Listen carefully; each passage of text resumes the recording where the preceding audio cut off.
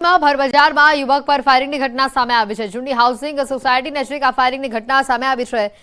યુવક પર બાઇક સવારે 2 રાઉન્ડ ફાયરિંગ કર્યું હોવાની માહિતી છે। ફાયરિંગમાં ઇજાગ્રસ્ત યુવકને સારવાર હેઠળ ખસેડવામાં આવ્યો છે। ફાયરિંગ કરનાર યુવક બાઇક ઉપર ફરાર થયો છે। બી ડિવિઝન પોલીસે ઘટના સ્થળે પહોંચી સમગ્ર મામલે કાર્યવાહી હાથ ધરી।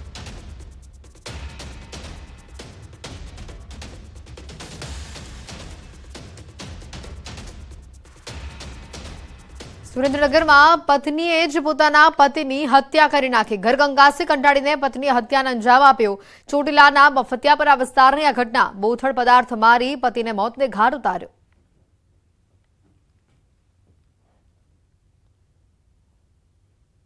વડોદરામાં બુકાનીધારી બાઇકર્સ ગેંગનો તરખાટ જોવા મળી રહ્યો છે। નિઝામપુરા રાજમહેલ રોડ ઉપર સવારે 30 મિનિટમાં 3 અછૂડાની લૂંટ ચલાવી છે। રાજમહેલ રોડ પ્રદર્શન મેદાન પાસે વૃદ્ધાના ગળામાંથી સોનાનું 3 તોલાનું મંગળસૂત્ર લૂંટી લીધું। નિઝામપુરામાં 10 મિનિટમાં 2 મોર્નિંગ વોકર્સને ટાર્ગેટ કરવામાં આવ્યા।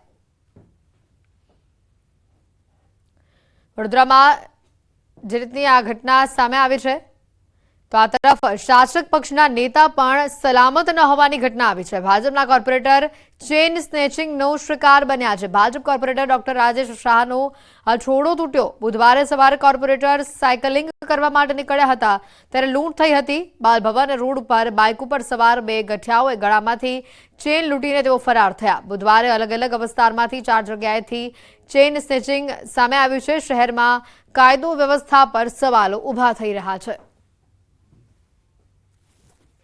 એવું ફિલિંગ થયું કે કોઈકે પાછળ કંઈક અડક્યું અને કંઈક ખેંચ્યું અને બાઇક ફૂલ સ્પીડમાં બાજુમાંથી નીકળી ગઈ। બાઇકમાં પાછળ નંબર પ્લેટ નહોતી। જ્યારે મારી ગળા પર હાથ ગયો તો ખબર પડી કે અછોડો મારો પણ જે દેખાતો નહોતો, ટી શર્ટમાં અંદર હતો। કદાચ પાછળથી એ લોકોએ નેક ઉપરથી જોઈ લીધો હશે અને એને ખેંચી લીધો। રાજકોટમાં ગુલિયા ગેંગનો આતંક સામે આવ્યો છે। ભગવતીપરા વિસ્તારમાં ગુલિયા ગેંગનો આતંક સામે આવ્યો છે। એક્ટિવા ચાલકને માર મારવામાં આવ્યો છે। 3 જેટલા વ્યક્તિઓ દ્વારા માર મારવામાં આવ્યો હોવાની માહિતી સામે આવી છે। ભગવતીપરા વિસ્તારમાં ગુલિયા ગેંગનો આતંક। આ સમગ્ર ઘટના થઈ સીસીટીવીમાં કેદ। 3 વ્યક્તિને માર મારવાનો આ જે વિડીયો છે તે સીસીટીવીમાં કેદ થયો છે। હાલ આ ગેંગના આતંકની સામે સીસીટીવી ફૂટેજના આધારે પોલીસ દ્વારા તપાસ કરવામાં આવી રહી છે। જોઈ શકાય છે કે એક વ્યક્તિ પોતાના એક્ટિવાની ડેકી ખોલીને અંદર કશું મૂકી રહ્યો છે ત્યાં 3 લોકો આવીને હુમલો કરે છે। ઇફકોના ડિરેક્ટર પદ માટે થોડીવારમાં જ મતગણતરી હાથ ધરવામાં આવશે। દિલ્હીમાં મતદાન પ્રક્રિયા હાથ ધરવામાં આવી છે। ડિરેક્ટર પદ માટે 180 મત પડ્યા। 2 સભ્યો વિદેશ હોવાથી તેઓએ મતદાન નથી કર્યું। સાંજે 4:30 મતગણતરી હાથ ધરવામાં આવશે। તો સાથે જ આપણે જણાવી દઈએ આવતીકાલે ઇફકોના ચેરમેનની ચૂંટણી યોજાશે। ચેરમેન માટે આવતીકાલે મતદાનની પ્રક્રિયા યોજવામાં આવશે।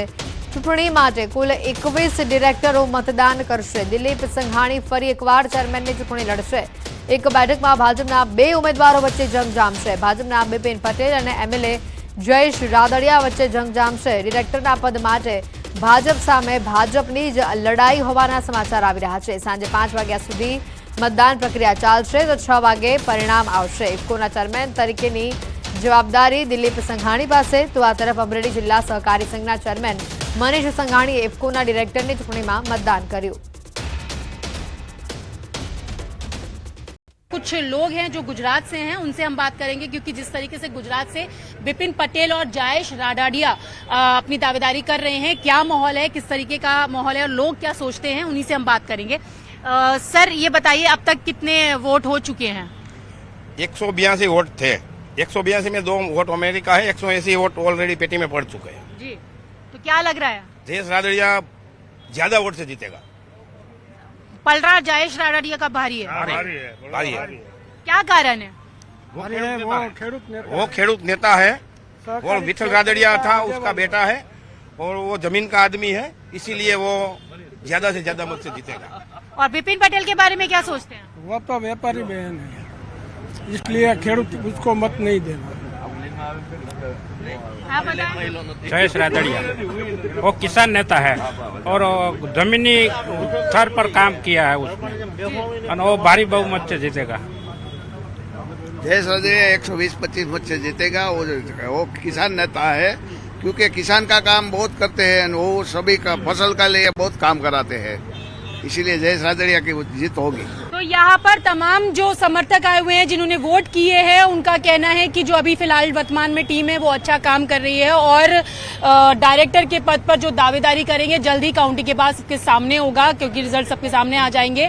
फिलहाल जो लोगों की बात है वो एक पक्ष की तरफ जाती हुई नजर आ रही है, लेकिन काउंटिंग के बाद तस्वीर साफ होगी। कैमरा पर्सन अपू पाठक के साथ रचना, न्यूज 18 दिल्ली।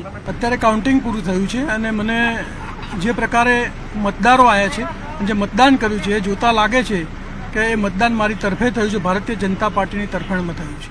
तो सर जो 2 लोगों ने नहीं वोटिंग किया, क्या उसका भी असर पड़ेगा इस पे? બે માણસો અત્યારે અહીંયાથી બહારગામ અમેરિકા ગયેલા છે, તો એનાથી લાંબો કંઈ ફેર પડશે નહીં। सर आप दावेदारी कर रहे हैं और आपके साथ में ही जयेश राडाडिया जो कि निर्दलीय खड़े हुए हैं, तो क्या कहेंगे आपके अगेंस्ट में? નહીં, મને પાર્ટીએ મેન્ડેટ આપ્યો છે એટલે પાર્ટીના મેન્ડેટ ઉપર હું લડી રહ્યો છું। હવે જયેશભાઈની વાત છે તો જયેશભાઈ જોડે જે પ્રશ્નનો જવાબ મળશે। તો મહેસાણામાં મતદાન બાદ ભાજપ ઉમેદવાર હરિભાઈ પટેલ હળવા મૂડમાં જોવા મળ્યા। હરિભાઈ પટેલે મતદાન બાદ મિત્રો સાથે સ્વિમિંગ કર્યું। સ્વિમિંગ પુલમાં હરિભાઈ પટેલ જોવા મળ્યા। ચૂંટણીનો થાક ઉતારતા મિત્રો સાથે હળવા મૂડમાં તેઓ જોવા મળ્યા।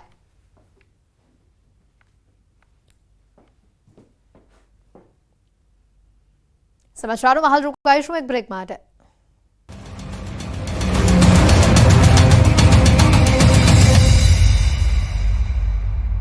Charuset, 25 years of igniting success.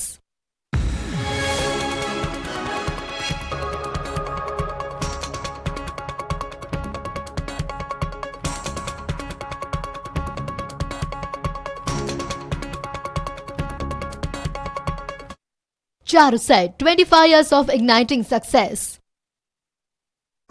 જવાન પણ ઘાયલ થયા। બંને પક્ષના લોકોએ પથ્થરમારો કરાયો, તેની અટકાયત પણ કરવામાં આવી। બંને તરફથી પોલીસ ફરિયાદ નોંધાઈ છે। આ ઘટના બાદ પીરાણામાં પોલીસનો ચુસ્ત બંદોબસ્ત ગોઠવાયો છે। એસઆરપી સહિત સશસ્ત્ર જવાનોનો મામલો થાળે પાડવા માટેના પ્રયાસમાં બોલાવવામાં આવ્યા। ભર ઉનાળે પાણી માટે હોબાળો મચાવ્યો। છોટાઉદેપુરના એલી ખેરવા ગામમાં પાણીની તંગી। બોડેલીના અલી ખેરવા ગામમાં પીવાના પાણીમાં ગટરનું પાણી ભરતા સ્થાનિકોએ હોબાળો મચાવ્યો। મહિલાઓ એકત્રિત થઈને પંચાયતના સદસ્યો સામે રોષ ઠાલવ્યો। છેલ્લા 1 માસથી દુર્ગંધવાળું પાણી આવી રહ્યું હોવાનો સ્થાનિકોનો આરોપ છે। રામનગર, ગંગાનગર અને જ્ઞાનદીપ સોસાયટીના રહીશો છેલ્લા 1 માસથી ગટર ઉભરાતી હોવાના કારણે પરેશાન છે। રસ્તા પર ગટરના પાણી ફરી વળતા લોકો ગંદા પાણીમાંથી પસાર થવા મજબૂર છે। એમાં હવે પીવાના પાણીમાં ગટરનું પાણી ભળીને આવતા લોકોમાં ભારે રોષ જોવા મળી રહ્યો છે। દૂષિત પાણીના કારણે લોકોને સ્વાસ્થ્ય સંબંધિત સમસ્યાઓ થવાની ભીતિ છે, સાથે ચામડીના રોગોની પણ ફરિયાદો ઉઠી છે। સ્થાનિકોનું કહેવું છે કે સફાઈ કામદારોને પૈસા ન આપવાના કારણે તેઓ કામ પણ નથી કરી રહ્યા। લોકોએ ગામના